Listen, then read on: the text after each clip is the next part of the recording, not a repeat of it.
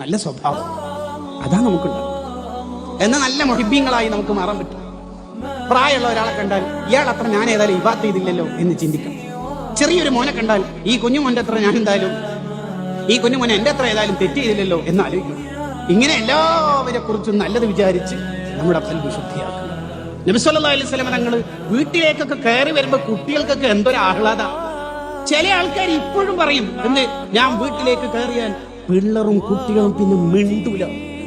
അതൊരു പെരുമ്പാമ്പ് വീട്ടിൽ കയറിയിട്ട് കട്ടിന്റെ അടിയിൽ പോയാലും ആരും മിണ്ടൂല, പറക്കുന്നത് പേടിച്ചിട്ട്. ഈവൻ വല്ല നബിനേക്കാൾ വല്ല രക്ഷിതാവാണ് നോക്കുക. ഞാൻ വീട്ടിൽ കയറിയാൽ പിള്ളർ മിണ്ടല്ല. നബി സല്ലല്ലാഹു അലൈഹി വസല്ലം വീട്ടിൽ കയറിയാലുണ്ടല്ലോ പേരക്കുട്ടികളൊക്കെ ഷോൾഡറിലും പിന്നെ മുതുകിലൊക്കെ കയറി കളിക്കും. സഹാബി പറഞ്ഞല്ലോ, എന്ത് നല്ല വണ്ടിയും തങ്ങൾ നിർത്തിയിട്ടില്ല. കേട്ടപ്പോ എന്താ പറഞ്ഞ, വണ്ടി മാത്രം നല്ല സൂപ്പർ, ഡ്രൈവറും പൊളിയാണ്. മക്കളെ കൂടിയാ വിത്ത് ദ ചിൽഡ്രൻ ഇട്ടോ സ്റ്റാറ്റസ്. നമുക്ക് എവിടെ ഉണ്ട് ഇതൊക്കെ?